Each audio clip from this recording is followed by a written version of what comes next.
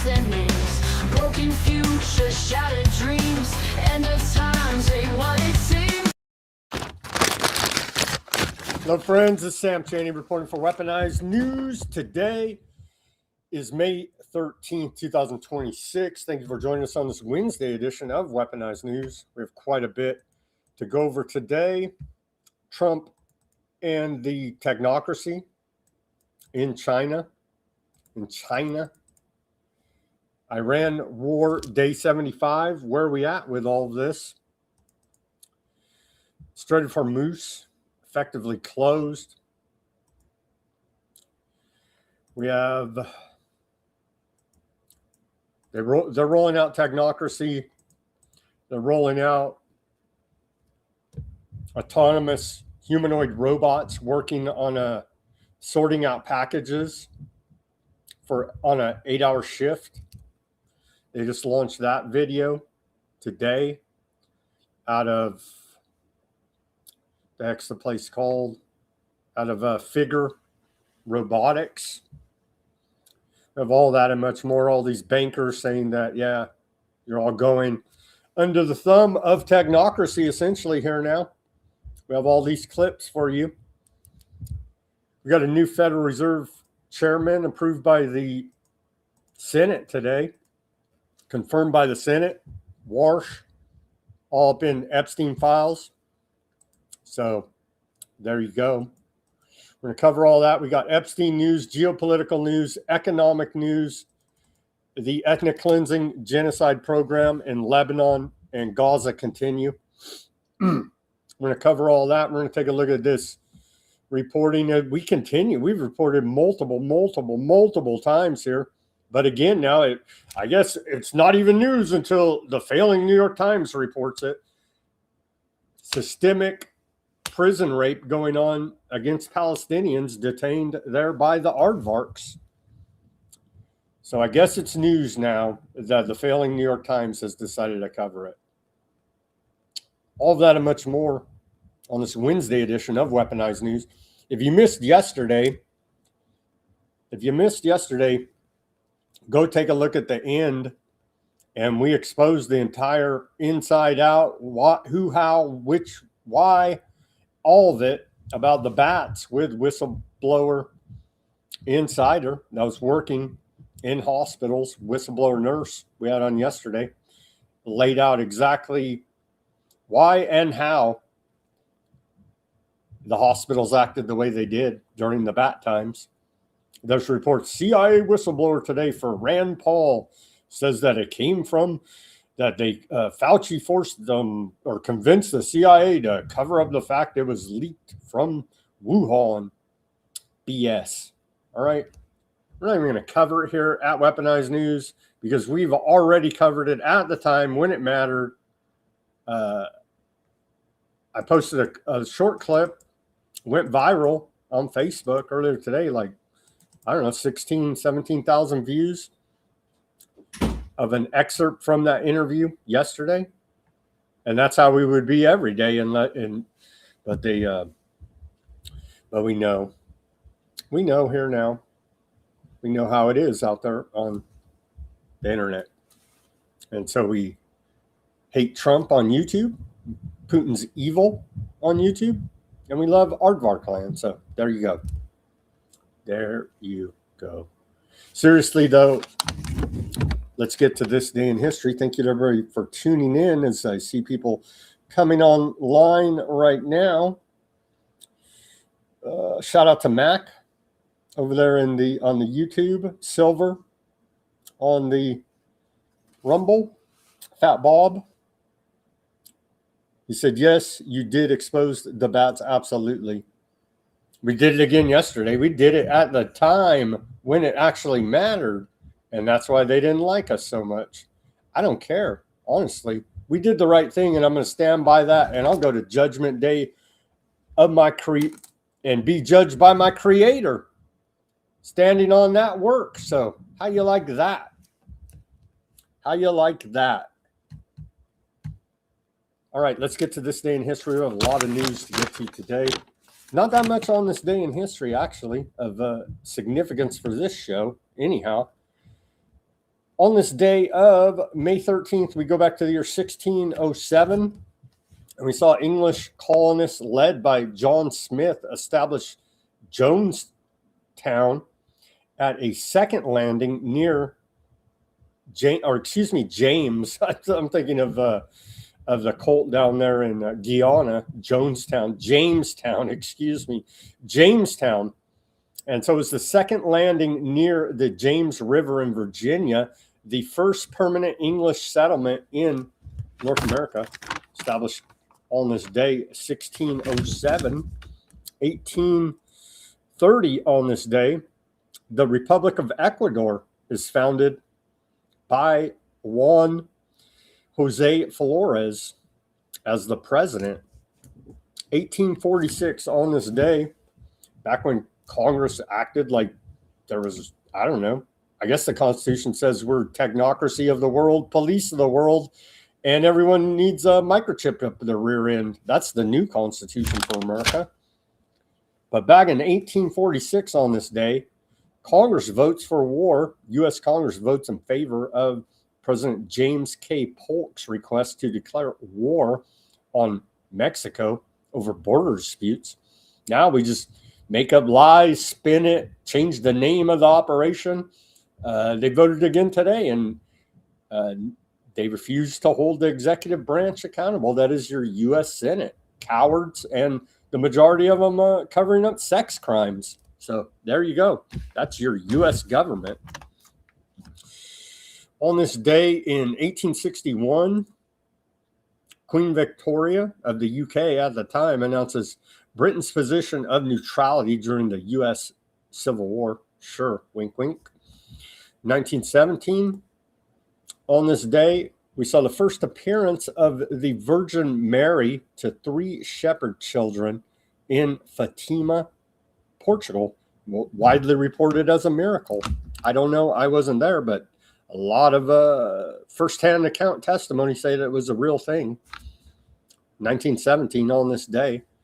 1979 on this day, the dirty Iranians, I'm telling you, they're going to nuke us in 2 weeks. The Energy Secretary today, Chris Wright, said, oh, yeah, they're getting ready to enrich the uranium to 90%. They're going to nuke us in 2 weeks again.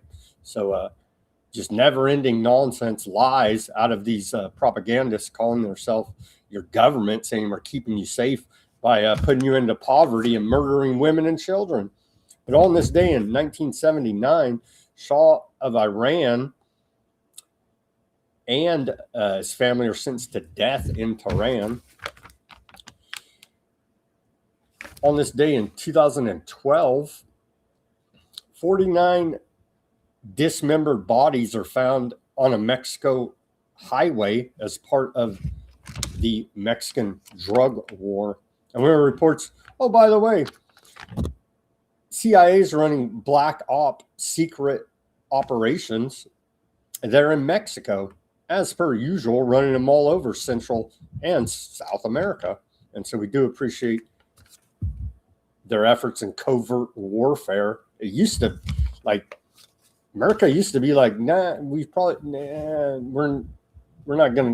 into that. You know what I mean? But now it's like, MAGA, they're keeping us safe. It's just, I think it's the media, honestly. I think the majority of Americans are against illegal foreign covert wars run by the CIA against sovereign countries. Maybe not. Maybe not. I don't know. It's hard to tell with so much disinformation and misinformation out there. But yeah, we have that report we'll get to in the news. CIA running a secret war in Mexico. And on this day in 2021, the American CDC says people that are fully miracled up with the bat miracle can stop wearing their masks. So that's good of them. And then he went on to change the rules 20 different other times and said, well, hey, at least the boosters are still on the market there. So, and rats are falling from the sky everywhere we look. Okay. Not in the mainstream history, but part of American history, very important part here, posted by Jason Bassler from the Free Thought Project. He says, on this day 41 years ago, a U.S. city bombed its own citizens. Philadelphia police dropped explosives on a Black liberation group's home, killing 11 people and leveling a neighborhood. Well, aardvarks, that's kind of their thing, leveling everything. But this was in Philadelphia. But sure, tell me again how violence has no place in our political system. Yeah, they killed a bunch of these blacks, part of Move. And there it is, in residential neighborhood. Yeah, they wiped out, what, 1, 2, 3, almost 3 blocks. You could see right there. We'll call it 2.5. Yeah, it was for their own good, though, right? Sure it was. There were some of those blacks, and so they deserved it for their hair. And then there's the burnout homes. And then this part of the story, it wasn't just the bombs or fire. It continued in how officials handled the victims' remains. Bones of black children were stored, studied, and misplaced for decades. Families had to protest, sue, and demand dignity to get those remains returned. And we have reports of the ultra-Zionist settlers in the occupied West Bank digging up the remains of dead Palestinians. And so history doesn't repeat, but it certainly does rhyme here now. We see the same actions being taken by governments around the world. Just so happens our greatest ally, best buddies, they're probably modeling their program off of how the U.S. government treats its citizens. Indeed, quite tragic and horrific. On this day, 41 years ago, the U.S. government bombed the Black liberation group Move, killing 11 and leveling the neighborhood. On this day in 1946, in our civil liberties history, U.S. occupying forces destroy books in Germany. American authorities engaged in the post-World War II war occupation of Germany ordered the destruction of 30,000 different books on the grounds that they advanced Nazi propaganda. Millions of books were pulped, a book industry term for destroying unwanted books. One Allied spokesperson conceded that in principle, the action was no different than the notorious Nazi book burning campaign. The good guys won World War II, bro. That's why we brought all of the Nazi scientists over here for as part of Operation Paperclip, you see. And we did the same tyranny they do. USA, bro.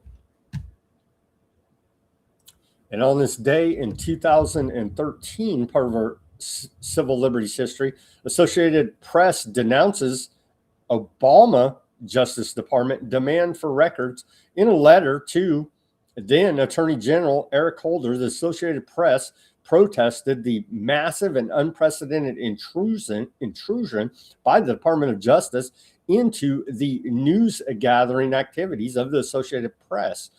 A few days before, the AP had received a letter from the DOJ notifying it that the department had obtained telephone call logs for more than 20 separate AP phone lines for a period of 2 months in 2012. The records were in connection with a 2012 leak involving a foiled bomb plot in Yemen. The subpoena was controversial because the department did not provide any advance notice to the Associated Press, which would have allowed it to negotiate or challenge it in court. The incident highlighted the fact that under President Barack Hussein Obama and Attorney General Eric Holder, too big to fail, too big to jail, Operation Fast and Furious gun running, that same Eric Holder, the Justice Department had investigated more alleged leaks than any previous presidential administration. And so the Obama administration looking out for your and my civil liberties there by turning the screws on the AP. We do appreciate those tyrannical efforts. Here's Trump arriving to a red carpet there in Red China. Segue to the news.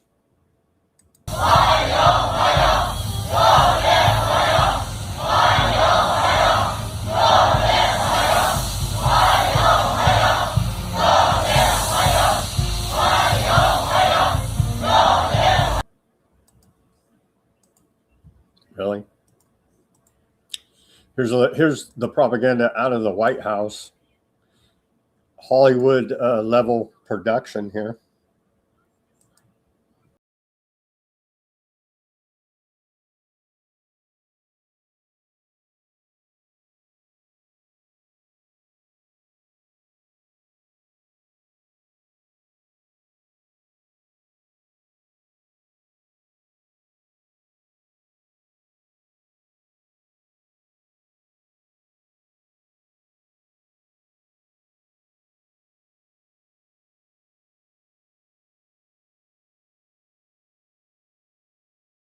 A world government meeting there between Trump and China behind the scenes.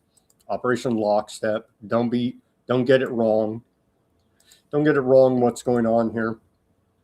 And so technocracy is over there with Trump, your corporate fascist government, i.e. technocracy. U.S. President Donald Trump lands in Beijing, and he's got the CEO. He's got Elon Musk, CEO of Tesla, SpaceX, Jansen Hung, NVIDIA CEO, Tim Cook, Apple CEO, Larry Finkelstein, BlackRock CEO, Steven Schwartzman, Blackstone CEO, Kelly Ortberg, Boeing CEO, Brian Sykes, Cargill CEO, Jane Fraser, Citigroup CEO, Larry Culp, General Electric CEO, David Salmon, Goldman Sachs CEO, Mi Haranta, Micron CEO, and Almond, Qualcomm CEO. And so that is your corporate fascist government, i.e. technocracy. Scream some more about elections to me, please. Can't get enough of that nonsense. Here's the combined market cap of companies. This is the thumbnail, by the way, of the show. Very illustrative, I would say, here now. The combined market cap of companies whose CEOs are on Air Force One heading to Beijing. And you can see right here, all the big dogs. And then these guys get you in debt. All these guys, yeah, they all get you in debt. Or they bomb you, or they put microchips up your rear end. And so there's the loving technocracy government of bankers and psychopaths and killers. And yeah, quite horrific indeed. They're representing the United States of America. All on one plane. Yeah.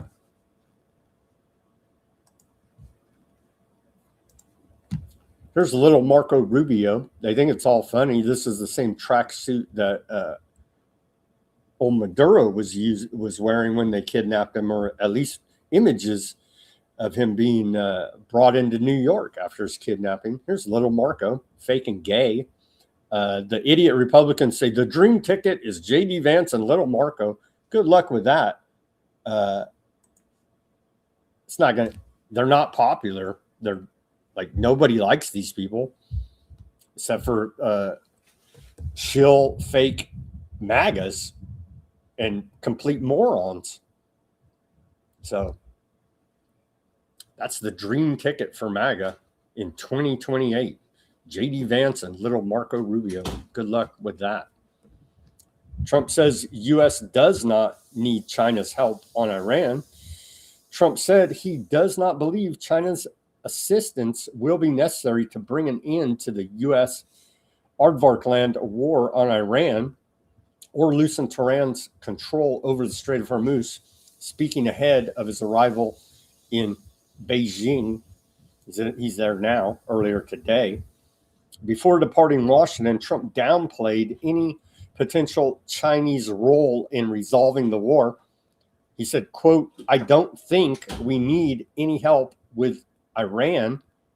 We'll win it one way or another, peacefully or otherwise," he told reporters. I think that was from yesterday. Anyhow, Iraq, Pakistan inked Hormuz safe passage deals with Iran.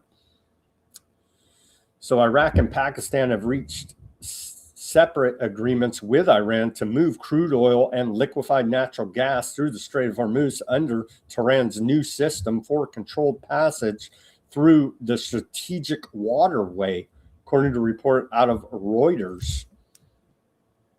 So I guess it's time to sanction and bomb Iraq. Oh, we already are. Time to sanction and bomb Pakistan? Oh, we can't do that. They got nukes, bro. I see. Well, Iran is still making money on exporting oil. Sorry to report to you here now, as evidenced by this deal, and they're shipping it by land out the back door through Pakistan. Very underreported. We have a Congress? No, not so much. We have a bunch of sex offender cover-uppers. The U.S. Senate voted 49 to 50 late yesterday to block an Iran war powers resolution, making it the seventh failed attempt to advance limits on President Trump's campaign against Iran since it started on February 28th. We're on day 75 of the Iran war. The resolution introduced by Senator Jeff Markley came closer to passing than any previous vote on the conflict, and was the first procedural test since the War Powers Act 60-day deadline expired May 1st. Why do we pay taxes? Why do we have a government? For them to not carry out their constitutionally mandated duties. You see?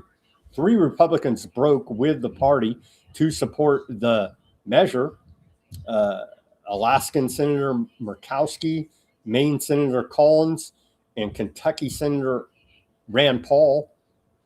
Democrats argue the White House is now operating in violation of the 1973 War Powers Act after failing to secure congressional authorization within 60 days of launching the military operation.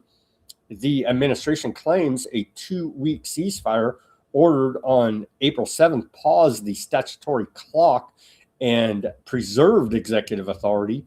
The U.S. is still maintaining a naval blockade on Iran, an act of war under international law. We're still in the war, and we've weaponized the dollar against them, sanctioning them, and the whole rest of it, blocking from Western banking. And so we're in a war. We just may not be in a hot, heavy shooting war right now. There's little skirmishes still going on in the Strait of Hormuz. Not a full-on, all the way to the U.S. military bombing campaign. We're in a damn war with Iran. You better believe it on day 75 here, regardless of what your crooked Senate wants to vote on. But again, giving away their power to the executive, why do we even have them? So they can insider trade and all the rest of the corruption.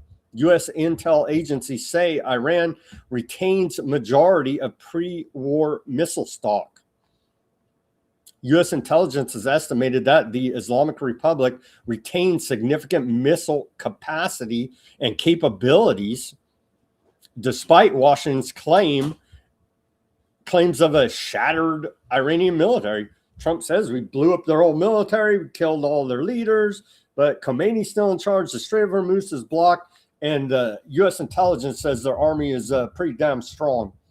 The report states that there are classified assessments from earlier this month that show Iran has regained access to most of its missile sites, launchers, and underground facilities. Iran has restored operational access to 30 of 33 missile sites it maintains along the Strait of Hormuz, which could threaten American warships and oil tankers. Yeah, we've won the Iran war 75 times, according to Trump. U.S. lawmakers admit heavy losses of 39 U.S. aircraft in failed Iran campaign. This is a report out of the Cradle. That's why they word it that way. Of course, we know it's a blazing success. A senior U.S. congressman revealed late yesterday, that Washington has lost 39 aircraft since the outbreak of hostilities with Iran on February 28th, citing data from a specialized defense publication during a special Senate committee hearing. Democrat Congressman Ed Chase questioned Pentagon officials regarding the staggering material cost of the conflict, noting that the reported losses are likely higher given that the data is nearly a month old. You think they're lying? The figures, originally published by defense outlet The War Zone, indicated that while the U.S. Air Force conducted nearly 13,000 shorties during the war, the attrition rate has been significant. The report claims that 39 aircraft were destroyed and 10 others sustained major damage, including the high-profile loss of a Boeing E-3 Century and an F-35A Lightning II fighter jet, which was reportedly hit while operating inside Iranian airspace. When pressed on the financial impact, Pentagon Chief Financial Officer Jay Hurst declined to provide immediate figures, stating that the, quote, full diagnosis is required before estimating the retention cost of the fleet. And that's a fancy spy plane right here. Yeah, they shot that thing down. They shot down that fancy U.S. spy plane, sadly enough. Argachai, while Trump and Merican Technocracy is in China, Argachai is in India, New Delhi. That's the Iranian foreign minister. And he's joining up with Russian foreign minister Lavrov at a BRICS foreign ministers meetings for 2 days. So they're still plotting there. They're still plotting with BRICS. That's going on right now. More from Argachai. Well, I'll just post it up here. Put it on the screen. He says, in clear attempts to sow discord, Kuwait has unlawfully attacked an Iranian boat and detained 4 of our citizens in the Persian Gulf. This illegal act took place near island used by the U.S. to attack Iran. We demand immediate release of our nationals and reserve the right to respond. So the war's ongoing in the Persian Gulf. But hey, at least the Strait of Hormuz is blocked and millions of people are starved to death. Tens of millions will go into poverty. We're seeing massive inflation here in America. Forget about the third and fourth world where those people are going to die because of this. U.S. Central Command is continuing the blockade on the Strait of Hormuz.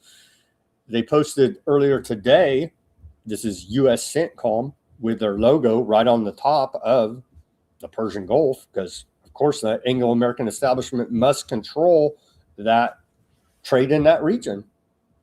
4 weeks ago, CENTCOM began implementing the blockade against ships entering and exiting Iran's ports.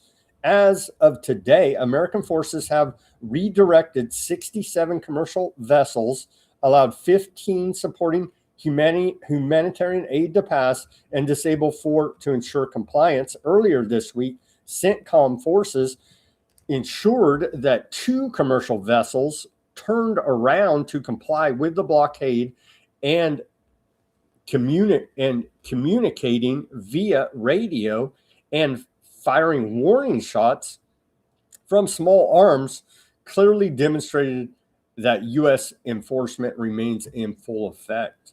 Here's a propaganda clip out of U.S. Central Command saying how wonderful it is. And it's in the Constitution, by the way, that we're police of the Strait of Hormuz.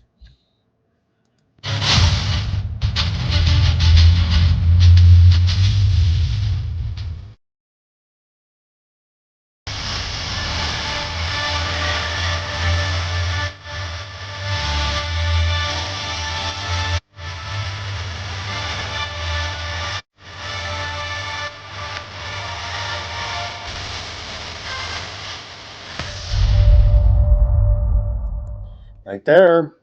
You see it on their logo. And as Fat Bob says, yeah, exactly what he says there. We've covered it. They say it, they continue to tell us if you would listen. China is gaining strategic advantage from the Iran war, according to confidential U.S. intelligence report. The assessment says Beijing is benefiting diplomatically, economically, and militarily while the United States extends resources in the war.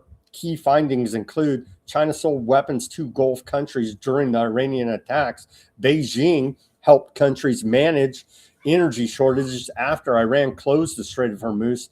The war depleted U.S. missile and defense stockpiles, raising concerns about readiness for a Taiwan conflict. China is studying U.S. military operations and using anti-war messaging to portray America as destabilizing. Analysts say the conflict is improving China's global influence and weakening U.S. standing with allies. That's a report out of the Washington Compost. Chinese satellite imagery startup company Mazar Vision got sanctioned by the U.S. Treasury Department for tracking and publishing open source images of American bombers during the Iran war. Mazar Vision then posted the Treasury sanctions notice as a recruitment ad, essentially using it as a job perk. They said, "Welcome to join us. Read it." And so they're proud of being sanctioned over there in China by Western banking system, by the via weaponization of the US dollar. So some back and forth there between China and America. The US and China have agreed that no country should charge shipping tolls in the Strait of Hormuz, according to the State Department. The issue was discussed by little Marco Rubio, Secretary of State, and Chinese Foreign Minister Wang Yi before the big one world government meeting between Trump and Xi and all of the technocrats. And that's a report out of Reuters. New Chinese companies have discussed secretly selling weapons to Iran through third parties to hide the shipments, according to U.S. intelligence. Officials aren't sure whether any weapons were actually delivered. U.S. intelligence previously suggested China may consider sending MANPADS, portable anti-aircraft missiles, to Iran. Officials also say China has already helped Iran with intelligence, satellite support, and dual-use technology used for drones and missiles. And that's a report out of the failing New York Times. We'll get to more war news in the geopolitical second half of the show here now for you. Back to some domestic news. Report out of Drop Site. It's being widely reported, actually. The FBI has assembled a team of agents internally called the, quote, payback squad, tasked with pursuing political targets set by the Trump administration, according to a new report from Notice. One such target is reportedly former CIA Director John Brennan, who is expected to be indicted in the coming weeks. His indictment is part of a larger criminal case being built by the FBI that seeks to charge former top government officials with a, quote, grand conspiracy against President Trump. They keep charging them, indicting them, and it keeps getting thrown out. So we'll see how this goes. I'm not holding my breath that they're going to actually put former CIA Director John Brennan in jail for anything. Give me a freaking break. But trust the plan, drain the swamp, all the same stupid bullshit. People still follow it. I can't, and I won't. Trump's Department of Homeland Security has appointed former Geo Group executive David Venturella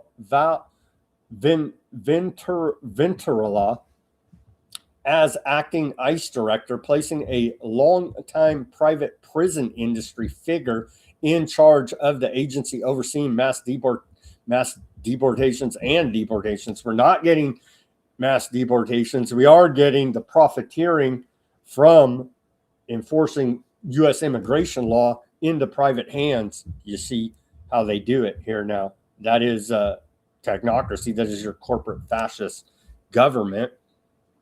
He worked for private prison giant Geo Group from 2012 to 2023, a senior vice president of client relations and corporate development, then continued as a paid consultant through January of 2025. The company currently holds more than $1 billion in ICE detention contracts, i.e.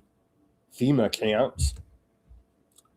So, yeah, they do love their corruption in the most transparent administration in history.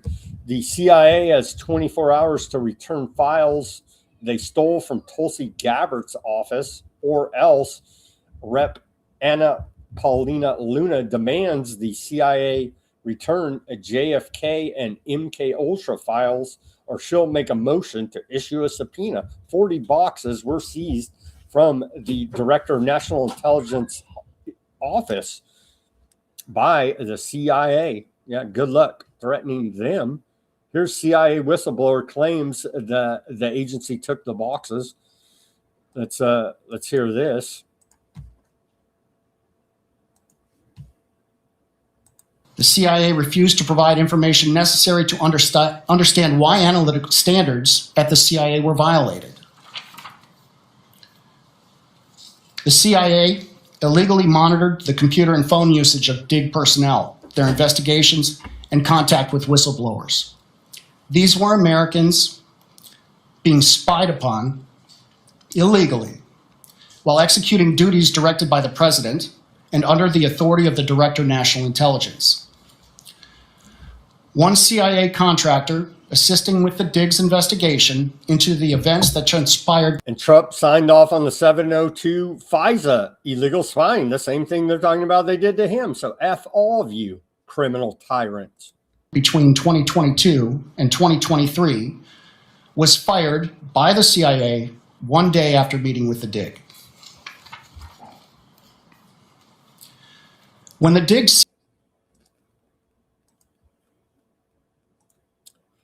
They're not getting the deep state because it's the government, bro. Get it through your friggin' heads, MAGA. I know our audience knows that, but it's just so frustrating. It's got to be fake, or these people are just, they're shills or idiots. I mean, take your pick at this point out there on the internet saying, we love the government so much. They're closing Alligator Alcatraz, maybe, i.e. a FEMA camp. It's official. Alligator Alcatraz, or the internment camp in the Everglades, is closing. From the day that they announced that abomination, we got to working. Who's that? That's some Democrat Congressman Maxwell Frost there. Hey, it may work to our advantage. We're definitely not getting mass deportation, so maybe if they can shut down the FEMA camps to save the illegal aliens, I'll take it at this point. We're so deep into this technocracy. Here's King of England. Like, who could take this clown seriously? Jimmy Savile's best friend here now. They're rolling out digital ID there in the UK. You're not going to have a choice. Keir Starmer is going to step down, it appears. But here's Jimmy Savile's best friend. My ministers will also proceed with the introduction of digital ID that will modernize how citizens interact with public services. So they're going to get the hard technocracy first there in UK and the EU, but they're rushing as fast as they can to implement it here. Here's Canada's Warren Buffett, Bruce Flatt, CEO of Brookfield Corporation, says, watch this video. They had a big technocracy conference, how wonderful all this AI really is. They said fake king. Yeah, he's not even English on the YouTube. I don't think he's human. And we still are, and for the next 10 years we will be rewiring the global economy to lay the networks that we laid before, which were highways, utilities, railways, and now we're laying cloud, artificial intelligence factories, and data centers. And the fundamental basis, that's what's happening. So there will be $10 trillion from power, AI, factories, data centers, and fiber build-out. Are all these guys reptiles? They may very well be on the YouTube to say reptile. This dude, especially Milken, right, at the Global Milken Conference, Global Conference at the Milken Institute. Maybe all these guys are reptiles. I don't know. They don't act human, though. Laid to basically rewire the world for the new economy that's coming.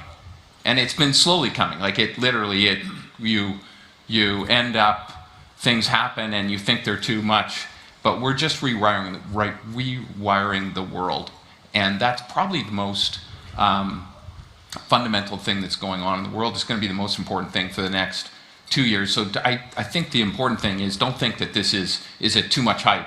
Yes, there's always too much hype in some different thing, but we're just rewiring the world, and there's going to be enormous investment, and it's not 1 year, 2 year, it's 10. So I can see Denver's a big fan of the Milken Institute over there on the Rumble. Thank you for tuning in there. Here's some more from old Michael Milken himself. Let's hear about how AI is going to take over, and we're all going to have our own AI doctors, essentially. It's going to be wonderful. Don't forget IBM and the IBM and the Holocaust. Don't forget that. Today, it's impossible for your clinician, your doctor, to give you the best advice.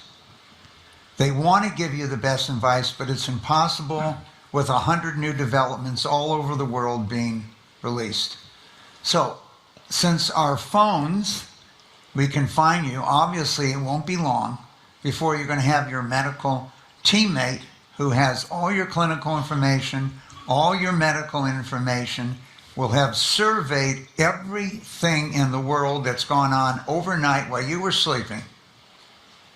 And therefore, we have to think who's going to power billions of these, and the same thing's going to happen in education.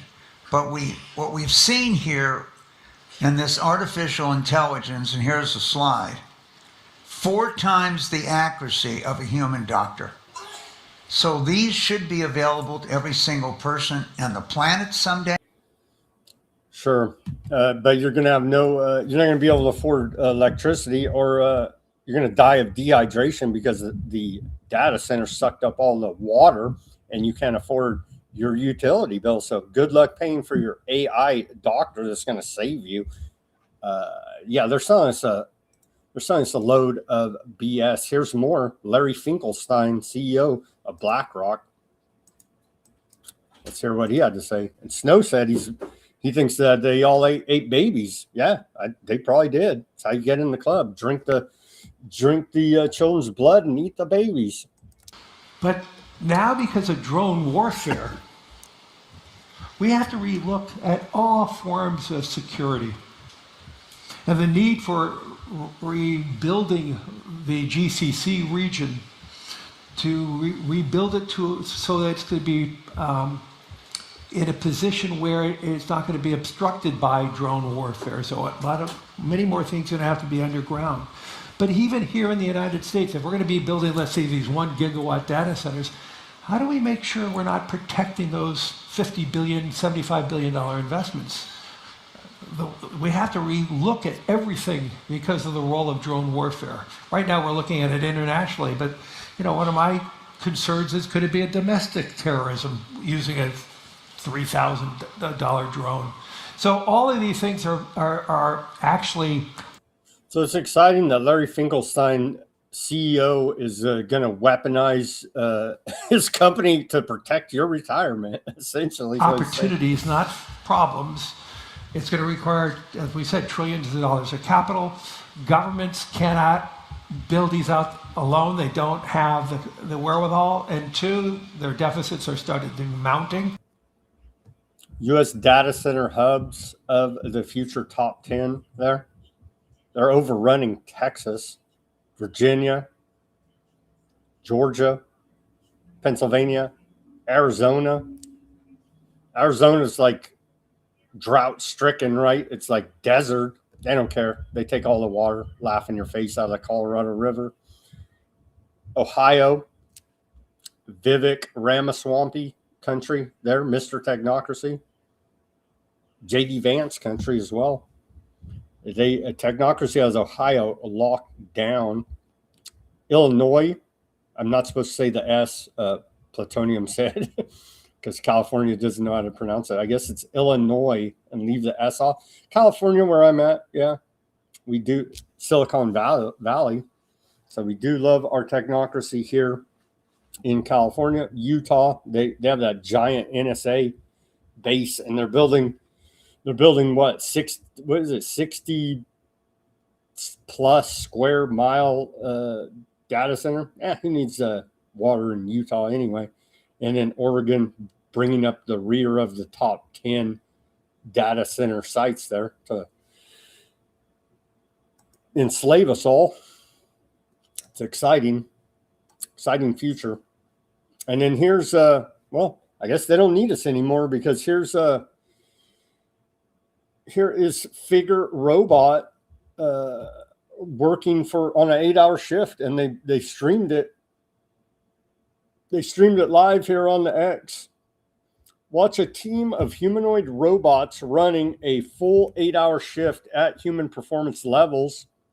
This is fully autonomous running Helix 02. So there you go, sorting out packages right there. And that's the day live right now. And you can see coming up on the 8 hours there. And they got videos where a robot will come replace the battery, or the robot will go charge its own battery and get a replacement battery and keep working. So, but there it is. They don't need us anymore. I think they told us enough times in enough different ways. And now they're showing us. Now they're showing us their wowzers. On to this clown, head of counterterrorism, I guess, senior director of counterterrorism, Sebastian Gorka. What a traitor this piece of garbage is. He says, if you're planning to kill Americans, we will find you and we will kill you first. Let's watch this. Because there's fallout now. There is fallout. People are questioning this report, the U.S. counterterrorism strategy. Well, they're saying that they're going to target anybody that's not MAGA. So if you're not retarded, then they're going to come after you, I guess. If you're not a paid shill or work for the government. So the government's declared war on the people here now. MAGA loves it, apparently. There are things within our laws that you are not allowed to say, right? The freedom of speech does not extend to inciting violence or threatening the lives of specific. But the government, all they do all day, every day, is incite violence and threats against us. by the use of force if we don't comply with their tyranny. Oh, but they're the good guys. Tell me again. Individuals. That is not permissible. Beyond that, we will map. We haven't talked much about it, but if you read the counterterrorism strategy, it's a very clear document. We don't shy away from telling the world what we're going to do. We are going to map out these individuals. We are going to identify them. We're going to find this is, God bless Scott Besson, Cash Patel, yes. AG, the acting AG. Thankfully, they keep the Epstein file cover-up going. I mean, my gosh. Large money, the money trail. The money trail is the most important thing. You look at these from the river to the sea, bring the Intifada to the streets of America. It's so interesting. You're on the campus of Berkeley or you're on the streets of New York, and everybody has exactly the same placard, printed the same font. That's a little bit strange. So, I can't discuss, ongoing operations, but the importance of malign foreign actors who leverage domestic fellow travelers. We lived this for 40 years during the Cold War. We will get to the bottom of all of it, whether it's the Singham network, whether it's Iran, whether it's Russia, whether it's anybody else. Well, Aardvark land. Our mission is to uphold the Constitution and at the same time... That's a traitor right there with a thick foreign accent telling you about how they're going to enforce counterterrorism here on Americans, anybody against MAGA. So, yeah. Again, they say here now, they're going to target anyone that's anti-American, radically pro-transgender, or anarchists. So there you go. There you go. Part of the new 2026 counterterrorism strategy. But if you're Aardvark land, committing genocide, ethnic cleansing, they love all that program. And if you even talk bad about it, I guess they're going to come after you. So, my gosh. Suppressing anti-war protesters on college campuses. That's where we're at here with this tyranny to prop up Aardvark land genocide in America. It's truly disgusting. On to Epstein reporting now.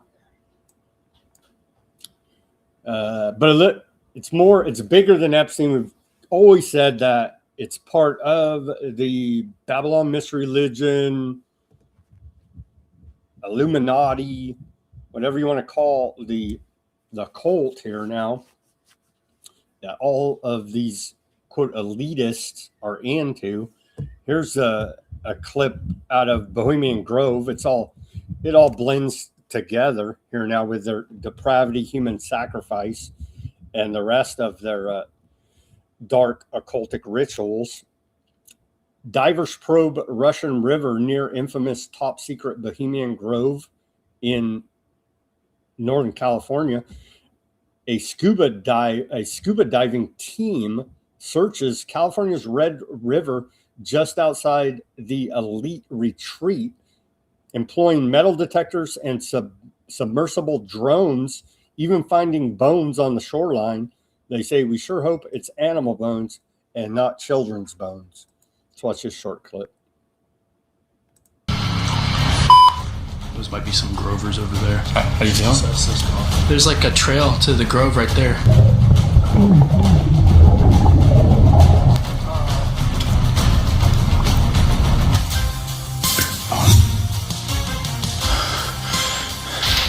Did someone really see this? I think we should.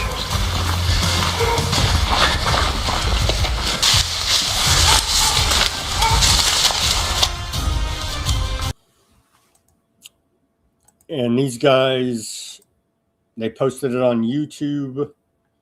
They're called, their YouTube channel, if you want to watch all their reporting on Bohemian Grove, this latest adventure they went on, is called Depths with an S of History on YouTube.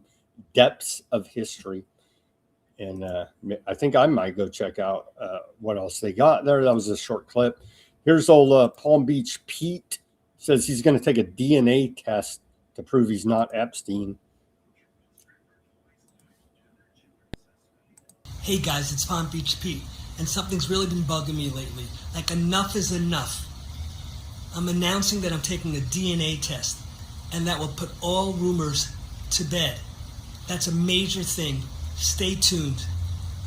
Peace out from Palm Beach Pete. Hey guys, it's Palm. You can believe his test results on that DNA test, sure. Sure you can. Here's a report out of Bloomberg. They say Jeffrey Epstein built a network of elites across finance, politics, and academia by analyzing thousands of documents. Bloomberg mapped its reach and how it widened even as allegations against him accumulated. Yeah, they're like, oh, he rapes kids? Well, yeah, it's kind of our club thing. Could you please give us your name? Jeffrey Epstein.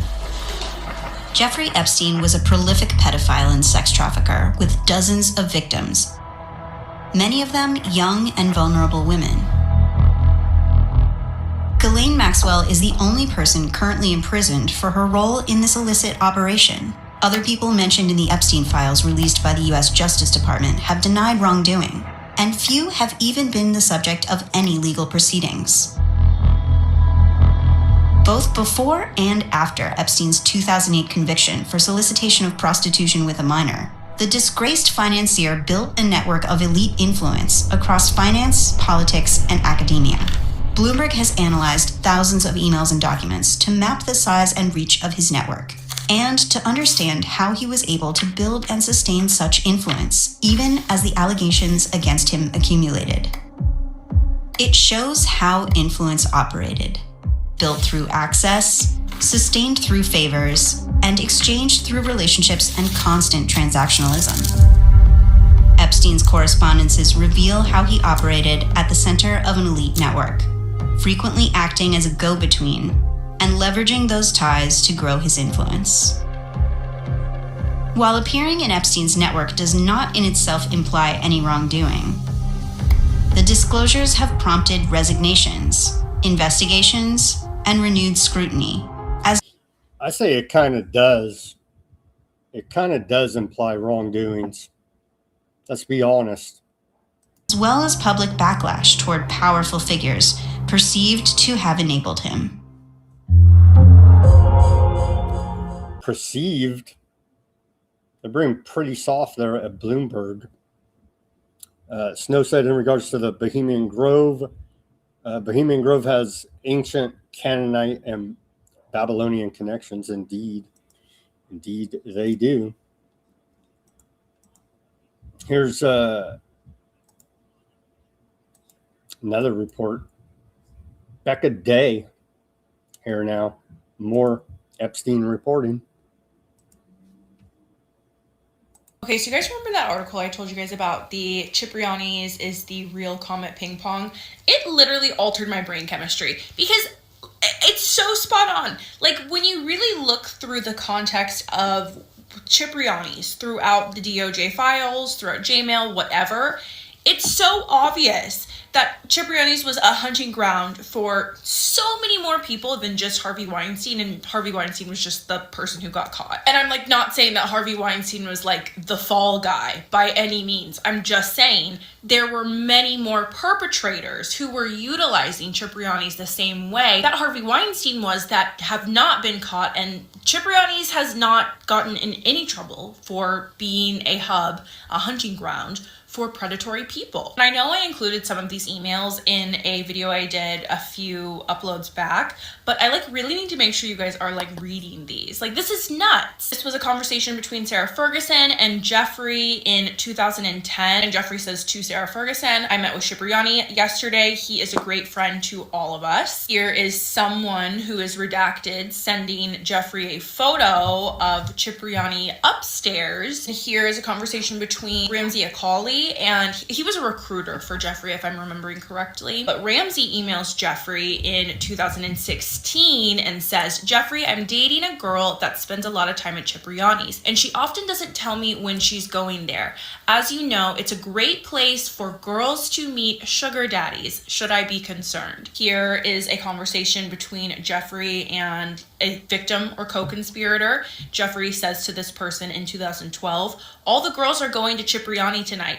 You should go hunting. So TikToker reported there, Becca Day can figure this out, but the FBI and the Department of Justice can't seem to figure any of this out. There's more on Epstein. We covered some of the testimony yesterday from the House Oversight Committee there of the victims in Palm Beach. Here's more from Robert Garcia going after them still. But see, they have ulterior motives here. They're politically motivated. And we're motivated to expose the fact that they're all part of this Babylonian mystery religion, Illuminati death cult that drinks the children's blood and eats babies. So we have a little bit different motivation on why we're exposing this, I would say, at this point.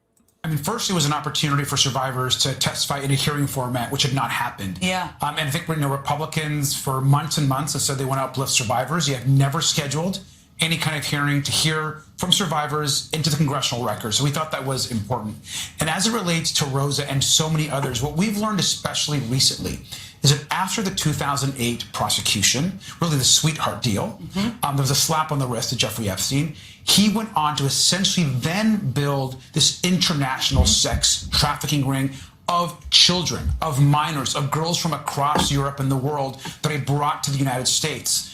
And so that piece, what Rosa experienced and so many others, was made possible because of the failure of Alex Acosta and not taking the advice of the lying prosecutors to actually go not only...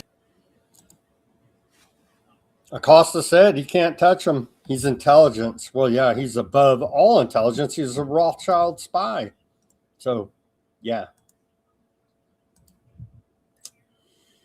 Here's something that came out of that hearing yesterday. The Treasury Department is still withholding Epstein-related suspicious activity reports tied to $1.5 billion in wire transfers. Let's hear that. But, yeah. They can follow the money, figure all this out, make the links. They refuse to there because they're covering it up at the Department of Justice. I want to turn to another topic, following the money. You're aware of Epstein-related financial records called suspicious activity reports, SARS reports, that have not been produced, correct? Yeah. And just to... But those reports, they write them off and just say, those are crazy people. And you're like, but the body's laying right there. Oh, don't be a panicking. Level set. A suspicious activity report is a report produced by a bank anytime a customer performs a questionable transaction. It turns out there were numerous such reports filed by banks with the Treasury Department. On Epstein, they just like, who cares? Oh my gosh, so sinister, so sick, so evil. That's your government. That's your government working with Epstein. Here's the new chairman of the Federal Reserve, Kevin Warsh, all up in the Epstein files. They changed it up a little bit here. Now they don't give us the count. They don't give us the count about how many files. Let's run through it here again. They don't give you the count. They used to give you the count. And so they're giving us less data now, or at least making it harder to search. We'll come back to that. Let's take our live commercial break right now, and we'll come back to searching the Epstein file database. Everybody go to weaponizednews.com/shop and get yourself a holograph sticker over there, a white background sticker, a clear sticker. We got baseball caps, t-shirts, coffee mugs, all kind of gear. weaponizednews.com/shop. The link's in the description below this video. Give us a donation. Buy me a coffee, Bitcoin wallet address, Cash App, secure PayPal donation on the front right there of weaponizednews.com. Give us a paid subscription. We give away everything free. Go to Weaponized News Substack. You got the full show there. You got little breakdown videos there that Substack does. You got, I provide a summary of the show and links to almost everything we talk about. They're documenting all of this evil that we continue to report on. And for your further research purposes, at Weaponized News Substack, become a paid subscriber there. The link's in the description below this video. Many different options to support this broadcast. Patron the store, give us a donation, become a paid subscriber, Weaponized News Substack. Give us that like, share, subscribe, push that notification button. All that's free. Any which way you choose to support us is much appreciated. Thank you to everybody out there listening and sharing and supporting the show. weaponizednews.com/shop. We appreciate it. And hey, yesterday's show was a barn burner, man. I'm telling you, the last half, whistleblower nurse exposed the whole thing, the whole bat thing from inside a hospital, laying it all out. So if you didn't know, go check out the, I'd say like the last 45 minutes, hour of yesterday's show. And it's all there. It's all there. Exposing the whole bat crime timeline. So original reporting from whistleblowers. You're not going to see it on your Mockingbird media. Sad to report to you here now. And they destroyed her life, right? She had to move to a different state, blackballed by Rockefeller Medicine here in California, is how serious it all was for her simply having some ethics. I know ethics are conspiracy theory, but she actually had some ethics and said, what you guys are doing is wrong. And they said, give us the money, F you, lady, basically. And now you can't work anymore for having ethics. That's where we're at in this country. Very sad state of affairs. Let's look up old Kevin Warsh here. I just want to cut and paste his name. Warsh. Our new. Let's go back here and we'll put his name in here and take a look at the Epstein files. Search it up. See, they used to give you a number count about how many times the I haven't searched this for a couple weeks, but I do remember old Kevin Warsh. Yeah, well, he's there. He's there in the Epstein files, as we would expect. That's a qualification to work for the central bank cartel, the Federal Reserve there. But they don't give you the number of files the name appears in, as they did once here at the DOJ Epstein file search website, justice.gov/Epstein. And you can go do your own searches there. I advise everybody to continue to research and continue to expose this. Okay, moving on to the economic section of the show. Per the Federal Reserve, 63% of Americans say they can cover a $400 emergency expense. Wow. And I guess what's the difference there? 37% can't. So on the other side of that, can't cover a $400 emergency. Yeah. We're in the golden age. Indiana residents are facing monthly electricity bills of $600 to $800 with some of the steepest rate hikes in the United States, according to a report out of More Perfect Union. Well, you'll eat data and be happy. You know what I mean? And so, yeah, here we go. Kevin Warsh approved today by your treasonous Senate there. Nomination of Kevin Warsh. He got 54 yays and 45 nays. And so he's going to be the 17th chairman of the board of governors of the Federal Reserve System. It's all evil. It shouldn't even exist. And so we should abolish the private central banking cartel above government, according to former Fed Chairman Alan Greenspan. And so it needs to be abolished, and the issuance of currency and credit needs to be put back underneath the United States Treasury Department so we can have some sound money, or the never-ending wars and poverty brought about by the Federal Reserve will continue. You see, the tyranny will continue until we get rid of the Federal Reserve, because they can print money at will and corrupt anyone and everyone. And that's the program we've been living under here in America since 1913. Abolish the Federal Reserve. The biggest fraud that the world's ever known. But they're touting anti-fraud task force czar, Mr. Technocracy, J.D. Vance, who in and of himself is a giant fraud. Changed his name 3 times, doesn't know much. He licks his finger, puts it in, sticks it up. Any which way the wind blows, this guy will tell you a lie to satisfy your hunger for being lied to by the government. And so how anyone can believe any of these lying politicians is beyond me, but yet somehow, some way, we're here. Anti-fraud task force cuts off $1.4 billion from home health hospice providers suspected of fraud. Whoop-de freaking do. And they're acting like this is a great victory. I guess it is. But again, the government wouldn't be able to spend this money in the first place if we didn't have the private Federal Reserve. You understand? And so they never, like everything, they never will solve the problem. We just eat around the edges of the symptoms of the problem, which is overwhelming fraud and corruption in this country, i.e. the Federal Reserve. And usury, too, by the way, for you good Christians out there and Muslims, is a sin.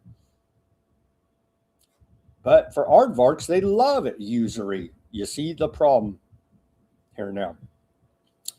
So, yeah, $1.4 billion in federal funding was caught as fraud in operations launched in California, Minnesota, and other states. And this guy's a giant fraud. So imagine the irony there. And they say, let them eat data. Here's a let them eat data moment. Quick refuel in Alaska. Eric Trump's going, representing the Trump organization there in China to make some insider deals and profiteer even more off of his father's presidency. And so, yeah, it's all funny. And you're big celebrities and we can't afford fuel, but you're having a quick refuel there in Alaska. And so let them eat data moment from the Trumps. They're disconnected from reality, or at least from everyday Americans that they allege to support MAGA. No, it's all bullshit. They're con artist criminals, insider trading.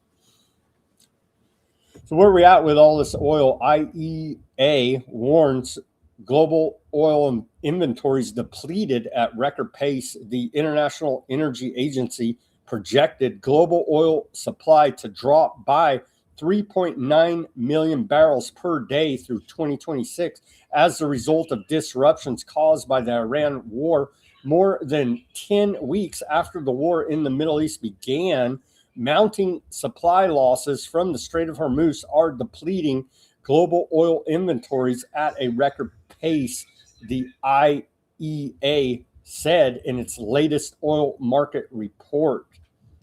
Again, millions of people in the third and fourth world are going to starve to death because of this, and tens of millions are going to be put into further poverty, according to reports out of the UN. As we continue to report, OPEC cuts 2026 oil demand forecast amid war on Iran. OPEC today revised down its outlook for global oil demand growth in 2026, aligning with other forecasters, including we just reported there, the IEA, which have lowered expectations amid the impact of the Iran war. Despite the downgrade, OPEC projected a less severe reduction in demand than the IEA.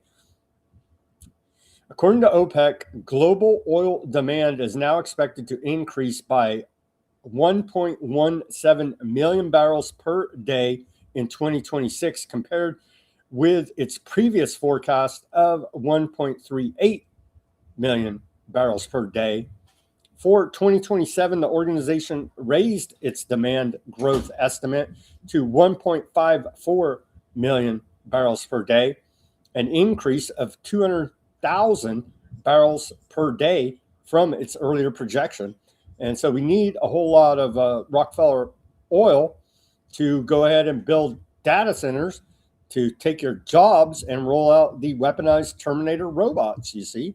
And it's all good for the environment and the earth. What happened to all of the outrage about climate change, CO2 emissions, environmental pollution, which is very real? Yeah, who cares? We got a technocracy to build, you see.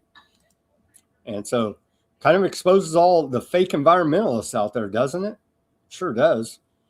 IMF, the International Monetary Fund, says there is a risk of a global recession if oil prices remain high until next year. You think? Some words of wisdom from the economists at the International Monetary Fund. And now, as per usual, we take a look at the price of a gallon of gasoline on average, according to AAA across America. Let's take a look at that. We're up to hanging tough at $4.51 for a gallon of gasoline on average, as you can see right there. Here in California, they're beating us down. I don't drive anymore, as little as I possibly can. I'm conserving for the environment over here. It's up to $6.14. And then, of course, diesel, which is used to transport many goods, it's well above $7 here in California. But we're in the golden age of the economy, according to Trump. So don't be a panicking. And if you're concerned about the gas price, it's a Democrat hoax. So there you go. Here's again now the Iran war energy cost tracker out of the Watson School of International and Public Affairs, Brown University. Let's take a look at this. It's racking up every day. We're on day 75 of our Iran war. So now, on average, we're up to almost $300 per household, $296.28 per U.S. household increase in fuel costs, both across gasoline and diesel. And so we're eating the cost here now of this war with the increased price of gasoline and diesel. And again, the cost is going to be passed on to the consumers of just your basic staples to survive: food, roof over your head, and some electricity, and anything else you may wish to purchase. The price is increasing rapidly due to the cost of transportation. And this thing's starting to look like the U.S. debt clock, excuse me. So total consumer burden since the war on Iran began February 28th, 2026, well over $38.8 billion. Also, Iran can't have a fake nuke. And again, State Department says we're bombing Iran for aardvark land and our own self-defense. And the intelligence community said Iran's not an imminent threat. And so thank you very much for the lies from the Trump administration there. Your pocketbook appreciates it. World Food Program said earlier today that it has been forced to cut emergency assistance in Syria by half due to lack of funding. And so these are some of the people that are going to starve to death. Who cares? They're a bunch of Syrian terrorists, right? Yeah. The World Food Program said in a statement that the number of people receiving emergency food aid in Syria dropped from 1.3 million to 650,000 in May, and that its operations have been reduced across all 14 governments down to 6 now. At the same time, 7.2 million Syrians are still considered severely food insecure. They got Al-Qaeda as their president, so I mean, everything's great there in Syria. That's a report out of the Cradle. Here's Lavrov, foreign minister out of Russia. He says 2026 began with the U.S. invasion of Venezuela and armed aggression. Well, it's he's speaking in Russian, but we do have English subtitles. Let's hear what old Lavrov had to say about all this.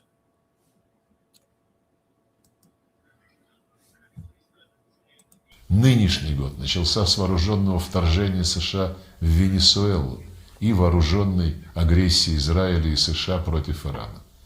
Продолжается грубое надругательство над международным правом на Украине, где киевский режим при поддержке своих западных спонсоров проводит откровенно нацистскую политику, законодательно запретив русский язык и каноническую украинскую православную церковь в прямое нарушение Устава ООН и многочисленных конвенций, требующих от всех государств уважать языковые, религиозные и прочие права человека. В отношении государств, защищающих свой суверенитет, проводящих национально ориентированный внутри- и внешнеполитический курс, развернута полномасштабная юридическая война. Направлена она и на откровенную фальсификацию истории. Нынешний год начался с вооруженного...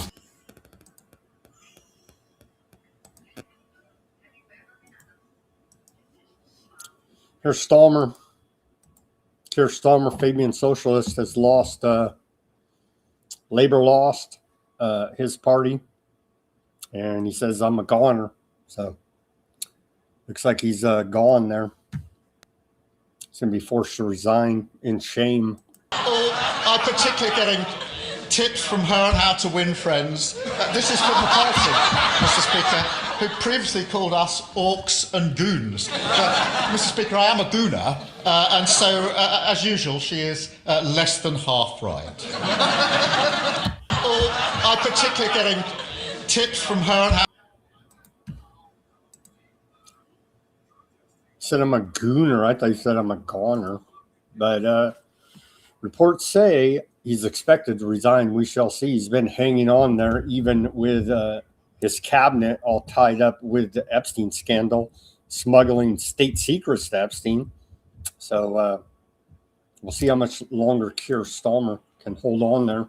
Here's that report I was talking about earlier, exclusive out of CNN, says CIA escalates secret war on cartels with deadly operations inside Mexico. Yeah, we used to say this was a bad thing, but now we love it. Secret wars in Mexico. Earlier this spring, a mysterious explosion blew up a car carrying an alleged cartel operative in broad daylight on one of Mexico's busiest highways just outside its capital city. And they go through in this report, Mexican authorities have maintained extreme secrecy around the explosion, but multiple sources tell CNN that the attack was a targeted assassination facilitated by CIA operations officers. And so we're down there in Mexico, Central and South America. They go through here documenting the cases. So there's a full-on secret drug war going on there in Mexico, Central America, South America, and U.S. Southern Command brags about killing these, quote, narco terrorists. It's extrajudicial assassination, straight up murder. And so they're on a murder spree all over Mexico, Central and South America, all to keep us safe from the drugs. As the Justice Department finds Purdue Pharma, and no one gets in trouble, that created this whole opioid epidemic in the first place. But get those dirty drug dealers, thanks for keeping us safe there and doing all of these assassinations as part of building the greater North America here now. U.S. military carries out reconnaissance flights over Cuba. They keep saying Cuba's next. So are we going to invade Cuba? They're trying to foment some type of revolution there in Cuba. We're essentially in war against Cuba right now. Not a hot shooting war, but economic sanctions, naval blockade. So trying to force the people to suffer enough to motivate them to go overthrow the Cuban government is the plan. It failed in Iran. They're trying it in Cuba. Maybe it'll work there. The U.S. Navy and Air Force have conducted at least 25 intelligence gathering flights off the coast of Cuba since February 4th, most of them near Havana and Santiago de Cuba, and some coming within 40 miles of the coast. A CNN analyst of publicly available aviation data showed a sudden surge with no precedent in recent years. The aircraft involved included a P-8A Poseidon maritime patrol planes and RC-135V Rivet Joint Signals Intelligence aircraft and an MQ-4C Triton high-altitude drone, the same platform that conducted surveillance ahead of U.S. Special Forces kidnapping of Venezuelan President Nicolas Maduro and ahead of joint U.S. aardvark land strikes on Iran. So following the trend, looks like we're getting ready to go ahead and whack Cuba next. Again, building the Greater North America project. This is all part of that. These are not separate events. It's part of a larger agenda. Did they hit Iran with earthquake weapons? Yesterday, Iran reported it experienced 9 earthquakes. There's some pretty credible reports that America, aardvark land, was using weather weapons to cause a drought there on Iran, Iraq, and that whole area. And after we blew up after Iran blew up our radars and other systems, turns out the rain fell. So, and America constantly bragging about secret weapons here, there, the other, the Department of War every other day. We got those reports coming up here about directed energy weapons. So I think it's possible. I don't know if that's what happened in this case, but yesterday, 9 earthquakes reported out of Iran per Reuters. Here's the Department of War meme of the day. This is the back end part of technocracy. Department of War enhances lethal strike capacity through partnerships with new entrants, Andril, Castellion, Cosphere, Lindios, Zone 5. So, yeah, quite horrific there. The Department of War has reached new framework agreements with a slate of disruptive new entrants to aggressively expand the United States military's lethal cruise missile and hypersonic missile strike capabilities. We still have never seen a U.S. hypersonic missile. The effort positions the department to procure 10,000 plus LCCMs over 3 years, starting next year. These agreements will rapidly field effective and affordable kinetic mass for the joint force at scale, acting directly on the mandate from President Trump and War Secretary, what do you do with the drunken Hegseth, to strengthen America's arsenal of freedom.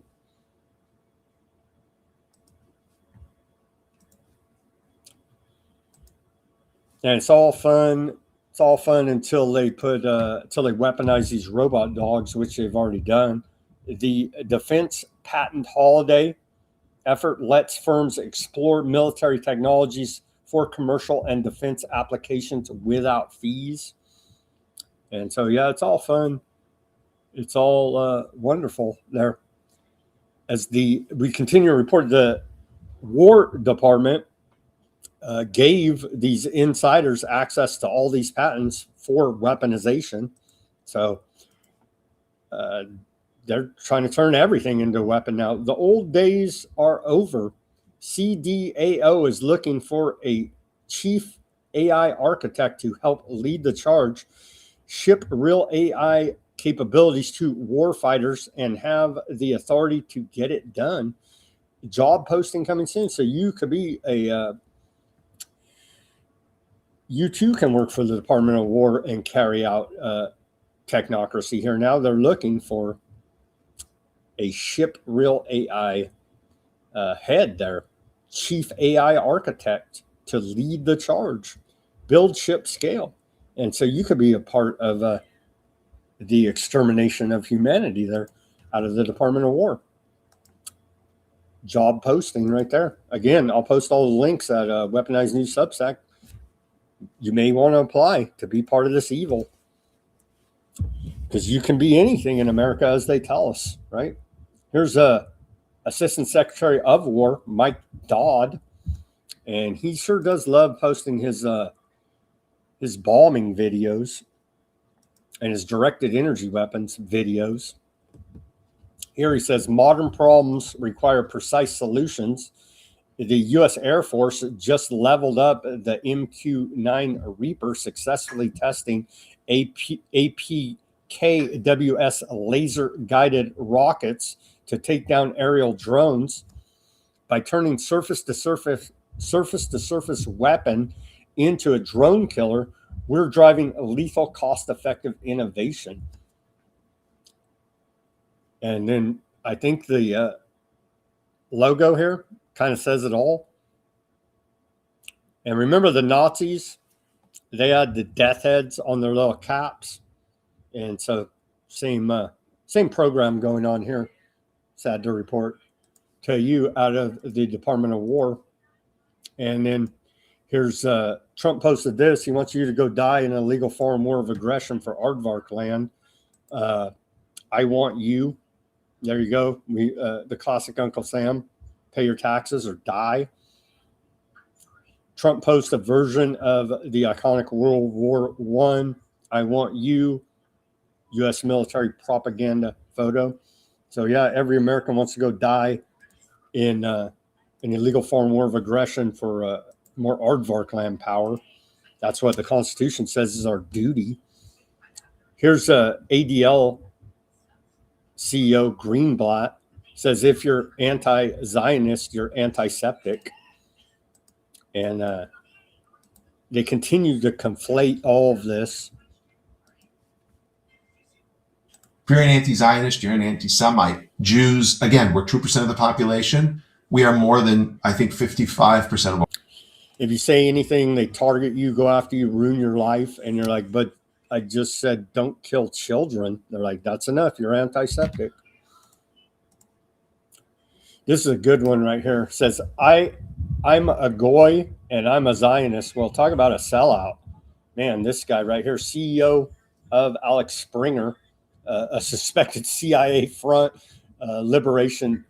information liberation, said in his post here, Chris Meehan, he said, declares himself a Zionist to the World Aardvark Land Congress, then calls for censorship of social media and the exclusion of anti-Septics from wherever legally possible.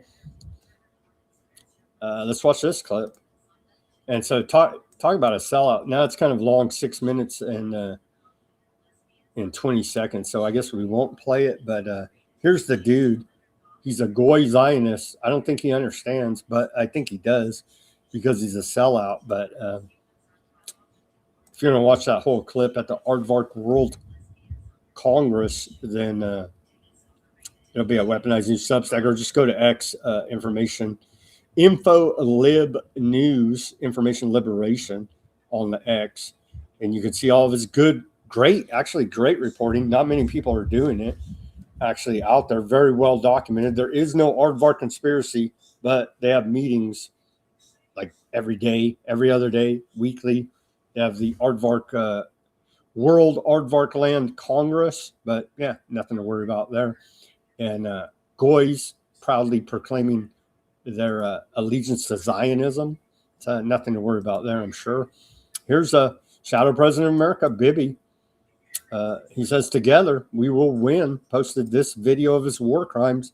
Even he can't stop. There's something about aardvarks that they're compelled to post their war crimes on the internet for the world to see, and then yell you're antiseptic when you point out that's evil. That's where we're at in all of this nonsense and evil. It's straight up evil what they're doing. If they don't have a strong prime minister, you might not have Israel today. You have a wartime prime minister at the highest level. There could be other wartime prime ministers, but they'd lose. He won. And I think the people of Israel appreciate it. I think a lot of the people in the world appreciate it. And because of that victory, we were able to get peace in the Middle East. If you had a lot of people appreciate, no one does. Literally no one appreciates it. a different kind of a personality, if you had a weak person or a stupid person, and there are plenty of both of them, you would not have had success, and there might not be an Yeah, all of his he's talking about his followers. Israel right now if you had a different prime minister. That's a big statement, but to me it's a very simple statement to make. I'm looking at Again, Trump is lobbying for a pardon for the most corrupt man in the world, Bibi Netanyahu, Shadow President of America. So imagine that.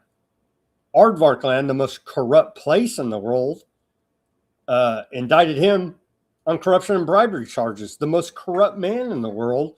And Trump is lobbying for a pardon for this corrupt man. And he keeps the war going so he won't have to face justice in his own country from aardvarks. Pete Hegseth, and he's sort of nodding. If they don't have a strong prime minister, you would not have an existing Israel right now. And the people of Israel know it. Yeah, we know it, bro. That's why you're a dirtbag no good, Trump. And we knew it here at Weaponized News, reporting for a very long time. Very long time here now. I was done with Trump at Operation Warp Speed. I don't know how he tricked and cast spells all over the rest of the people, but come on, man. Give me a freaking break. He just told you right there. There would be no aardvark land if it wasn't for him. And wouldn't the world be a better place? Just saying. U.S.-backed Lebanese government files. Yeah, the Lebanese government is a puppet of America, essentially, here now. They filed unprecedented UN complaint against Iran. In an unprecedented diplomatic move, the U.S.-backed Lebanese government has filed a formal complaint with the United Nations accusing Iran of violating the 1961 Vienna Convention on Diplomatic Relations, interfering in Iran's internal affairs and undermining the country's sovereignty.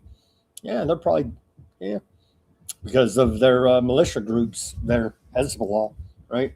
The complaint submitted by Lebanon's ambassador to the United Nations has been circulated as an official document of both the United Nations Security Council and the UN General Assembly. It also disputes Iran's account of the assassination of Iranian personnel in Beirut, alleging that the Ministry of Foreign Affairs and Immigrants of Lebanon was never informed of or consulted about their transfer to the Ramada Hotel in Roush, and that some of those assassinated were not officially registered as diplomats. Lebanon has accused Iranian institutions, including the IRGC, Islamic Revolutionary Guard Corps, of carrying out illegal activities in defiance of state decisions and of dragging the country into a devastating war against its will. According to the complaint, these actions led to thousands of deaths and injuries, the displacement of more than 1 million people, widespread destruction, the occupation of parts of Lebanese territory by aardvark land. And so Wow. Yeah, I blame Iran and Aardvark land and America, actually, if we want to be honest about all this. But what the hell? It's those damn Iranian terrorists. Here's Bibi, again, reminding us. This is an older clip, but to remind you, 40 Americans' lives are equal one Aardvark life, according to Bibi. That's here. Nah, we can't even play this because it's on Dr. Phil. They'll tag us. But anyway, he did say that. And so they've said similar things. This ratio, they're saying Palestinian lives are worth more than Americans. Yeah, sounds about right. Here's Bibi. Says that trying to be a funny guy. He says, they say I'm basically artificial intelligence. The future of all Aardvark children is deeply connected to AI. We know, bro. We know you're building out this whole technocracy and sticking microchips up everybody's rear end. Here he is in his language translated to English. כשדיברתי על סייבר למעלה מלפני עשור, אמרו שאני ראש ממשלה וירטואלי. היום אנחנו מספר 2 בעולם.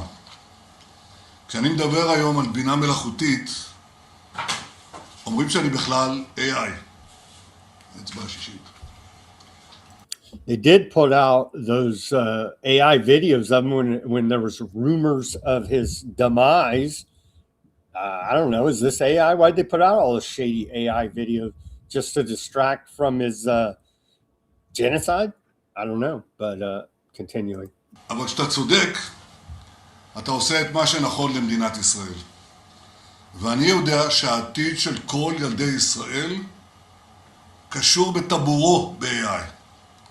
ולכן בחופשת הקיץ הקרובה אנחנו נפעיל מסגרות מיוחדות לילדי ישראל, מגני הילדים עד כיתות ט', ובמסגרת זו אנחנו נכשיר אותם בתחום הבינה המלאכותית. They don't care about Americans. They definitely don't. Well, they're genociding the Palestinians. They're genociding the Lebanese, and they don't even care about their own Aardvark people.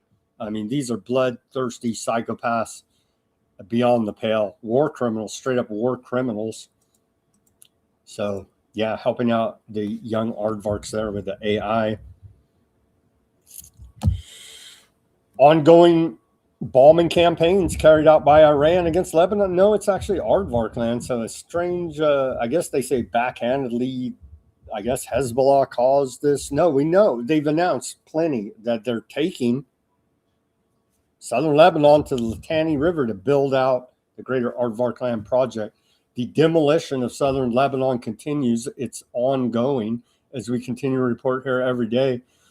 Ongoing bombing campaigns in southern Lebanon. Aardvark land bombs southern Lebanese, and there's a big old list out of the cradle, all these different places. I'll butcher the pronunciations, but know it's going on. Dropsite News reports 12 killed in Aardvark land airstrikes earlier today in Lebanon. At least 8 people, 2 children, were killed in a series of Aardvark land airstrikes on a coastal highway south of Beirut earlier today, according to Lebanon's Ministry of Health. Additional strikes were reported across southern Lebanon throughout the morning and afternoon, bringing the reported death toll to 12. And it's ongoing. Let's put a human face on it. These are some of these Lebanese terrorists, right? No, these are just civilians. They killed the father and the two sons here. They're wiping out entire families, entire bloodlines of these people. And those are civilians. These are civilians. Here's a whole family they killed. They're in southern Lebanon with a drone strike. But the kid was going to grow up to be a terrorist. But they're civilians. They're killing innocent civilian families there to put a human face on all of this. And they say we're bad if we say that's wrong. You see the problem? Because it is wrong what they're doing. There's still images and videos. We'll go through a couple. Yeah, they're leveling the place. There's an ongoing demolition campaign. This is southern Lebanon. And there's picture after picture. Maybe we'll show a couple more. This is out of the Cradle, reporting on it. They're leveling the place. Here's some video of it. Or I think the next one's video. Yeah. Ongoing demolition campaign there. Here's a still image of T-Bane near a hospital in southern Lebanon.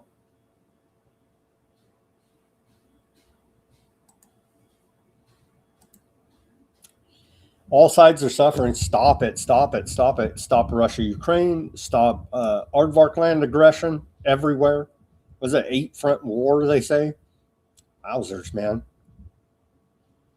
190 Aardvark land officers and soldiers injured in battles with Hezbollah. And Hezbollah announced they launched a bunch of operations as well. In the past 2 weeks, 190 Aardvark officers and soldiers have been injured in fighting with Hezbollah there in southern Lebanon. So all sides are suffering here, casualties and injuries, and everybody's going to have PTSD and the whole horror that is war.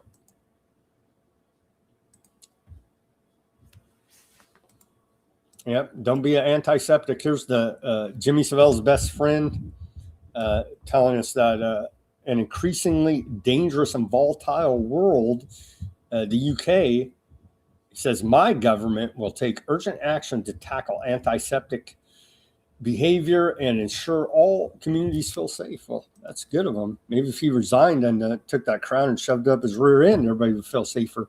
But I don't see him doing that.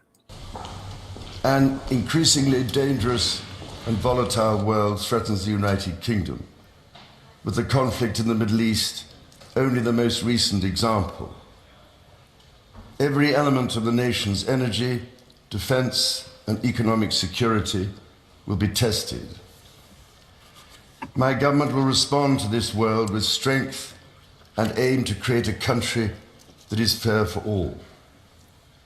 My ministers will take decisions that protect the energy, defense, and economic security of the United Kingdom for the long term. They will defend the British values of decency, tolerance, and respect for difference under our common flag. And they will harness the potential of the pride felt across this country for its communities. My government will take urgent action to tackle anti-Semitism and ensure all communities feel safe. They love balkanization, divide and conquer. They're doing it to their own country. They import a bunch of Muslims and then they attack the synagogues and then say, well, we got to crack down on you, Englishmen. And that's how they roll. Here's Alex Soros. And so there's a big cry out there. Everybody's anti-septic. I wonder why. I just dislike him personally. Here's Alex Soros, the head of Open Society Foundations.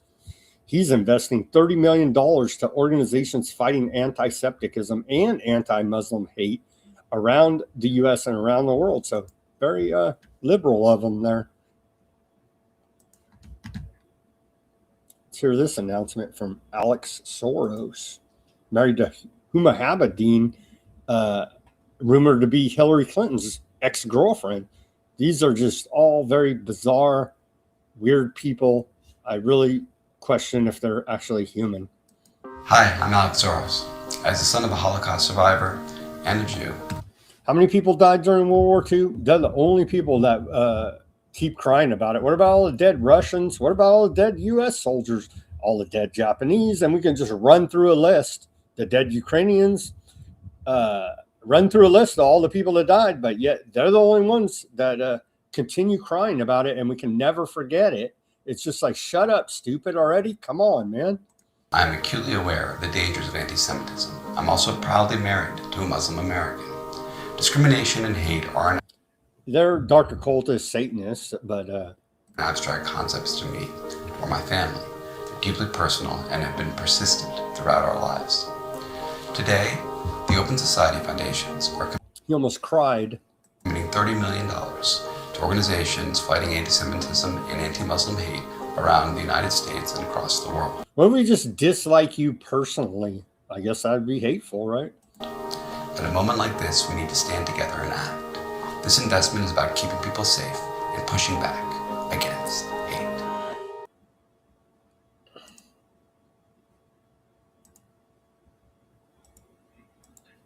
Push back against hate. I agree, but stop the genocide. How about that? Stop killing children. How about that idea? The genocide in Gaza continues against the Palestinians. 70 Palestinian children killed in the occupied West Bank. The other part, right?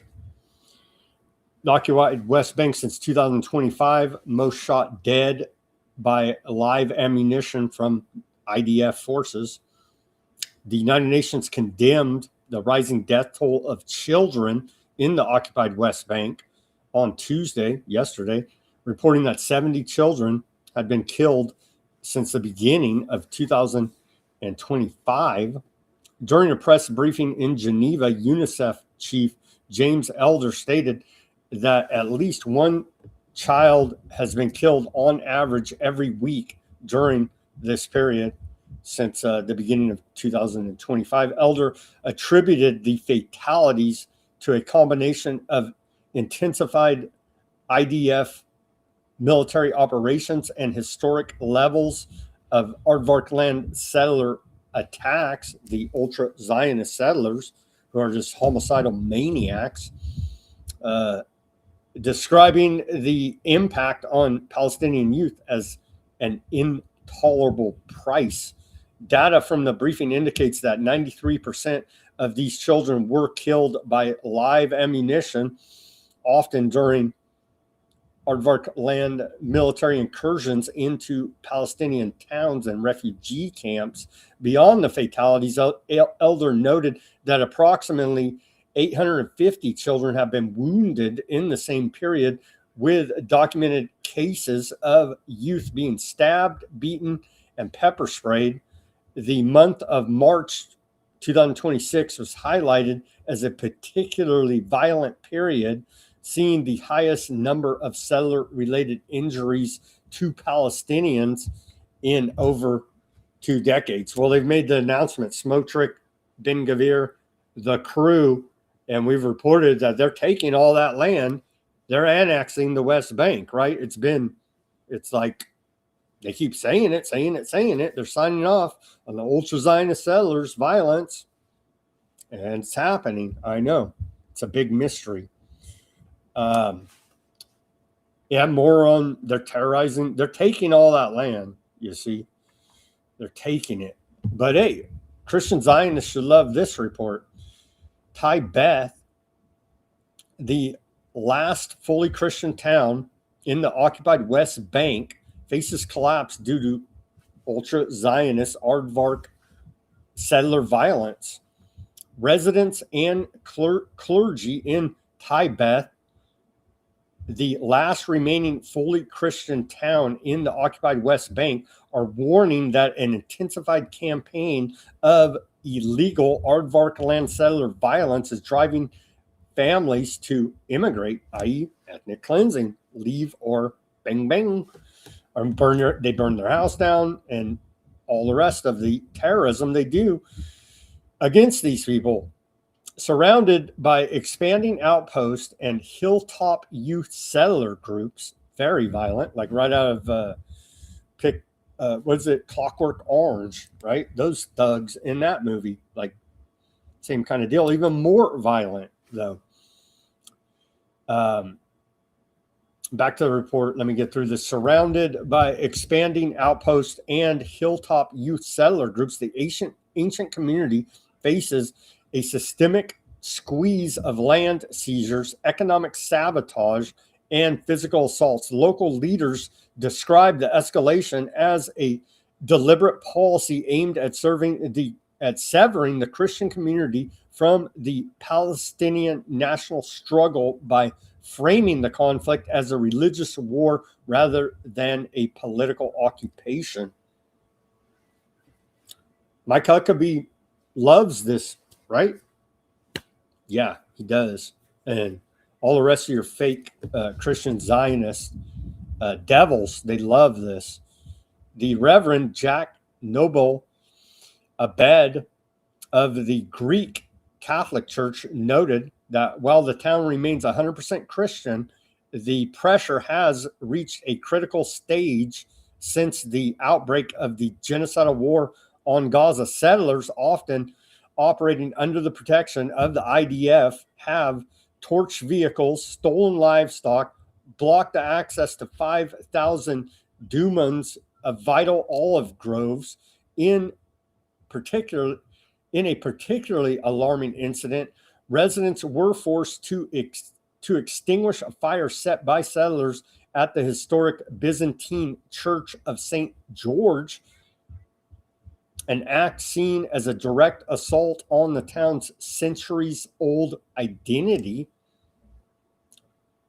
The acting mayor there, Mayor Hanna, reported that at least 10 families have fled in the past 2 years alone due to unbearable economic and psychological strain, with over 770,000 ultra-Zionist aardvark settlers now occupying the West Bank. The targeted harassment of Tibet serves as a microcosm of a broader effort to empty rural Palestinian areas. Despite the mounting threats, the remaining 1,500 residents maintain their mission to stay and preserve their heritage against a settler project designed to erase them. That's a report out of the Cradle. So yeah, all the Christians that support aardvark land love this, right? They love it.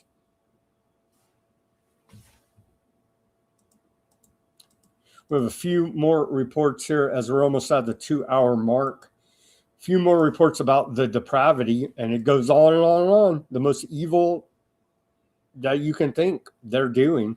Aardvark land organ theft scandal exposes a culture of desecration, and reported they're digging up Palestinian bodies in the occupied West Bank, removing them. They refuse to let them rest in peace there. Now, this report on January 25th, Aardvark Land President Herzog stood before a crowd celebrating what Tel Aviv claimed was a world record in kidney donations. The event, promoted after a lobbying push to the Guinness Book of World Records, was meant to project generosity, discipline, and moral purpose, but Guinness listed only the gathering itself as a record, not the kidney donations that Tel Aviv had turned into a public relations show. The bodies behind the numbers, they were taking Palestinian kidneys and using that as a publicity stunt to try to set a Guinness Book World Record for donating organs. Like, who even comes up with this stuff? Well, the aardvark evil mind does. Like, really? They're talking about 1,000 transplants between 2009 and 2021. And they just go through a bunch of data, all these different transplants. They're probably the Ben Gvir final solution with the news. They'll probably steal their organs too, part of their organ trafficking operation. It just goes through a bunch of data, breaking it all down here on this report from the Cradle. Truly amazing. I mean, just who even could think of this? But yeah, they're doing it. And then the final report in here about the prison rape that they deny, and they say, well, that's yeah. I saw it was New York Compost. It's a tabloid rag essentially here in America.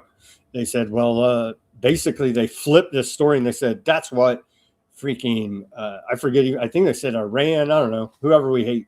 All the did they say? I think they said Hamas. It was either Hamas or Hezbollah. I can't even remember. But they always do this. If you notice peripherally, I see this. A big report comes out exposing corruption, and they always come out with a counter hit piece, right? Saying no, those guys are doing it. It's like, no, I don't think so. Maybe they are. Maybe they are. And whoever's doing it is bad, evil, and wrong. But here's out of Hotspot on the X posted that they're on TV bragging about raping Palestinian prisoners here with his dog. So let's watch this short clip. And then we'll get into the report about it and wrap up this broadcast. Prison rape, their specialty. אתה מבין? הגעת עם נשק, הגעת עם כלב, מי זה הכלב הזה? הכלב הזה זה ג'אנגו, איתי בכל פעילות, איתי במילואים. ג'אנגו? היה בעזה. כלב גבעות, יש לומר. ככה אמא שלי קוראת לי אגב, ג'אנגו. כן, טיפל קצת בנוח'בות בסט תימן, עשה הרבה. אל תגיד דברים ש... קיצור, אותו מגד. You see, it's not an anomaly. It's not a one-off event. It is their policy and their culture, because they're laughing and bragging about raping Palestinian prisoners with their dog on Aardvarkland National Television. Like, you can't even make this stuff up. And then here's the big report out of the failing New York Times that they've already debunked, but we've reported consistently here now, documenting this for a long time, but I guess since the failing New York Times says it. But anyway, adding to the reporting, came out yesterday? Came out yesterday by Christoph, reporter out of the New York Times, documented systemic Aardvarkland rape of detained Palestinians. They're citing CNN, AP, BBC, and the New York Times gave largely uncritical coverage to an unverified Aardvarkland report. They don't talk about the New York Compost there, but they say, continuing here, they say one day after New York Times columnist Nicholas Kristof published a meticulously sourced investigation drawing on 14 survivors, the United Nations and several international rights groups documenting systemic rape and sexual torture of Palestinian prisoners, the Times, along with other major media outlets, published largely uncritical coverage of a new report by the Civil Commission and Aardvarkland NGO claiming Hamas committed systemic sexual violence on October 7th. That's who they were blaming, Hamas. They blame. It's hard to know who's. It's a damn terrorist. No, but it's actually the Aardvarks doing this. You see, the underlining archive behind the Aardvarkland report, which was covered by a wide range of your Mockingbird media here in America, the AP, CNN, BBC, well, that's UK, Digital ID, anybody? Continuing, is entirely sealed. Only AP disclosed that its findings could not be independently verified. So they reported it as fact when it was, it's propaganda out of this Aardvark NGO, you see, is the problem here that drop sites debunking. Continuing here, they say CNN acknowledged that it has not been able to verify all of the contents to the archive, though it claimed it had seen many of the visual materials included in it. The New York Times noted the archive was closed to protect the privacy of victims without clarifying that the means for verification. The BBC likewise made no disclosure about whether it had reviewed or verified the sealed archive. And so they're going through the different Mockingbird outlets there about can they actually verify these claims that come out the same day with this big report documenting Aardvark land Palestinian prison rate. No, it's Hamas, right? And then Mockingbirds run with it, and we know the routine here now.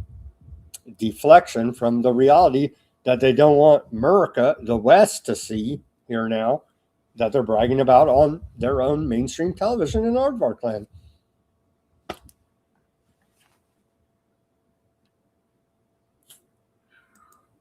Let's watch this short clip and then we'll wrap it up here. The New York Times on rape and sexual violence of Palestinians. There's about a minute and 11-second clip from these antiseptics at the New York Times.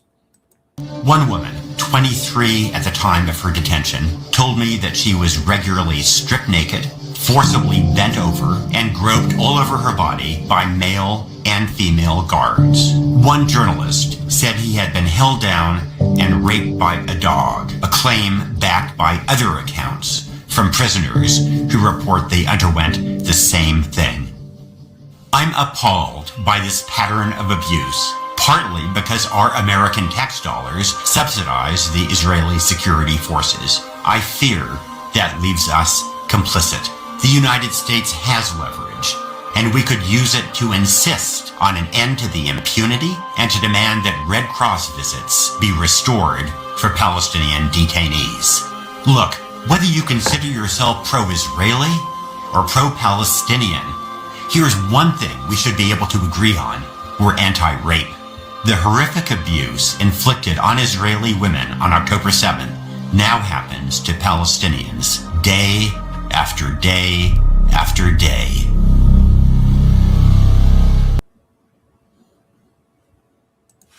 They're pushing a big campaign right now. If you say that's wrong and evil, then you're bad. Amazing.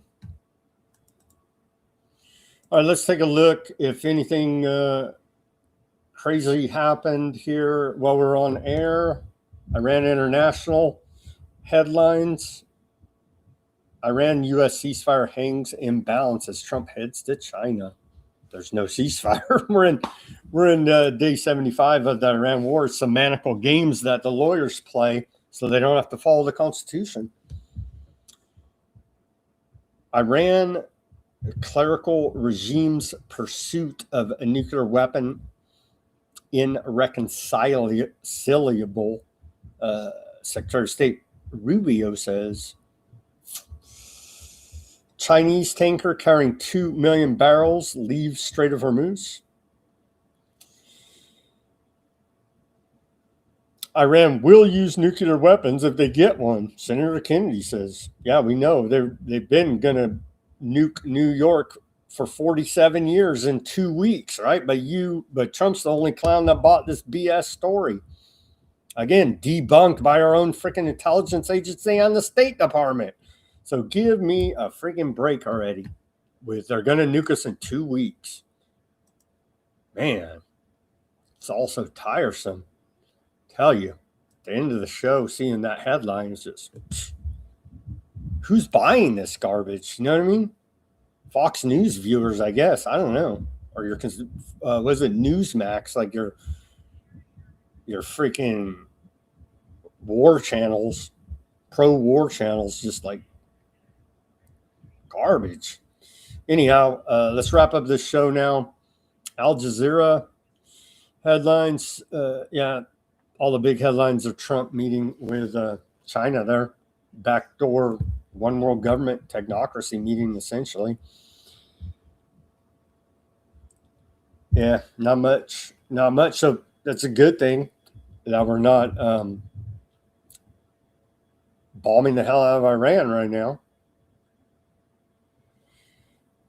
All right, let's go to the channels and see how Odysee is working Apologies to Odysee audience. We had some technical difficulties the last 2 days, but I do believe we streamed there today. I see some of the chat fell off there. I get that because of the technical difficulties. Anyhow, shout out to Huffman, Gurr, Deep over there on the Odysee. A little bit of a chat going on. Let's see. Oh, they're talking about that robot video. Yeah. You'll see package sorters at Amazon, all these different places. That job's gone, right? That robot just proved that. I hope Russia does give. Who knows, man? Who knows? They don't even need nukes. They could just give them hypersonics that allegedly cause the same amount of damage with no radiation. So, and they got all these secret weapons. They've admitted directed energy weapons. So, are nukes even really necessary anymore? I don't think they are. Even if they were a real thing and do everything they're sold as. Are they even necessary with all this new directed energies like I just went through, hypersonics and all the rest of it? All right. Thank you guys for tuning in on the Odysee X, Substack, Kick, YouTube, and Rumble. Let's go over and see some Rumble and YouTube chatters. Shout out to Jimmy there on the YouTube. Thank you for being in the chat. Seems like you're pretty cordial there. Shout out to Pamela on the Rumble. Says that Carpini has a location across from Grand Central, another on Wall Street across from Trump Building. And of course, that was where they're saying they were going after victims for Epstein trafficking, right? Interesting. Yeah, right near the bankers. So yeah, and the government. That's the clients. Shout out to Denver on the Rumble. Snow on the YouTube. Joe, this war's a dismal failure, Joe said. Yeah, I agree. Just remember a barrel of oil is 47 gallons. That's funny. I put $10 in my car and it laughed at me. Dang, Joe. Yeah, Jason, I don't care about sand people. It's not, Jason, you're missing the point. It's not if you care about those people, it's that they are going to do that same thing to us here or wherever you may be. So that's why you got to say this stuff's wrong and take the moral high ground and don't buy the propaganda, man. Because yeah, you don't have to like them, but you should be against it because they're using that as a lab and they're going to bring what they learned there to us is the issue. And it's evil what they're doing. I mean, it's innocent women and children. They're just whacking them all over the place. You don't got to like them to say that that's wrong. You know what I mean? It's just, come on, man. Have a heart, have a soul. Coyote, POC, let's see. Maddie, libs are the worst. Yeah, well, that's how they want us thinking, fighting bad liberal, bad conservative. Technocracy's laughing, right? The UK, divide and conquer, balkanization, they're laughing about all of this. Give me a freaking break, man. That's funny. Max Headroom from User. Aren't you a bot or a troll if your name is User? Or just deep undercover there. Oh, man. Logical says progressive socialism and Marxism ideology are the stepping stones to communism. Yeah. What are the stepping stones to technocracy? Our government right now. Let's see, not a bot. What projection is that map? Mercantor? And they say DT is puppet of Netanyahu. Yeah. People say that Netanyahu is a puppet of Trump. And they say they're good partners that work together. So there you go. According to them, they're good partners that work together.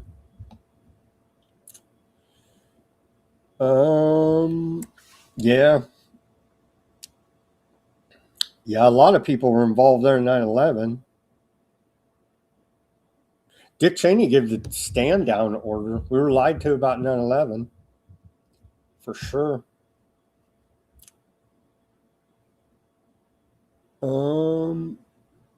Dan, Noah Hyde laws, and Abraham Accord, Noah Hyde laws. Yeah, they don't even need any of that. They just fund a bunch of these campaigns to go after people. You know what I mean? But yeah, they're putting the force of the law behind a bunch of this stuff too. Indeed so. Snow out of Canada says, I'm a Zionist, the last thing Trudeau said as a prime minister. Hey, they're proud of it. They're proud of it. They don't hide it. But then if you're like, hey, wait a minute, your interest, wait a minute. Conspiracy? No. But like, you guys have different interests than all the rest of us. And they're like, well, you're bad for even noticing that. Well, okay. I mean, what? Yeah. Yes, indeed. Let's see. Dan says, since the Carter administration, they've been putting this law in behind our backs. It's unbelievable. Trump is going to build the temple. Yeah, that's in the background of all this. The religious fanaticism of fulfilling their prophecy is in the background of all this driving. Who knows who's that is driving, because everybody has different motivations. Some are just cold-blooded killers, psychopaths. They get all, they're fulfilling their bloodlust. They think they're doing sacrifices to their evil gods. Some are just in for the money, profiteering off of it. Some of it are trying to fulfill this crazy build the third temple prophecy, right? So they're all, but it's all just insane, right? It's insane. Yeah, we talked about that. That was a ritualistic blood sacrifice. The kickoff the Iran war that whacked those schoolgirls, 100%. We played the testimony of the military saying, yeah, those are guided missiles. They knew exactly what and who they were bombing and killing. There's also a biblical calendar, and it makes it clear we got 4 years left. Yeah. I'm not buying into that, because it also says that nobody knows the time when, if you're going to follow the Bible, it says nobody knows the time. So there you go. For all the end times doomsday preachers, nobody knows the time. Nobody knows.